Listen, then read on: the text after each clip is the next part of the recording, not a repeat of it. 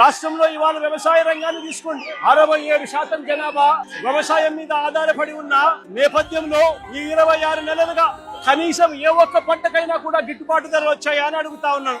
వరికి గాని, మొక్కజొన్నకు గాని, అరటికి గాని, కొబ్బరికి గాని, పత్తికి గాని, మినుములకు గాని, పెసలకు గాని, సజ్జలకు గాని, మిర్చికి గాని, పొగాకు గాని, ఉల్లికి గాని, టమాటో గాని, కొక్కో గాని, చీనీ గాని, చివరికి ఆక్వా రైతులకైనా కూడా ఈ పొగాకు రైతులకు సంబంధించిన పంటను తీసుకున్నా ఇవాళ కనిపిస్తున్నది ఏమిటి అంటే సంక్షోభమే. రైతులు ఇవాళ రోడ్డును పడి ఉన్న పరిస్థితులు కనిపిస్తా ఉన్నాయి. ఈ రోజు నా కళ్ళ ఎదుటే గిట్టుబాటు ధర రాక బుట్టాయిగూడెం మండలం నుంచి వెంకటేశ్వరరావు అన్న తన భార్య ఈ రోజు నా పక్కన నిల్చొని ఉంది.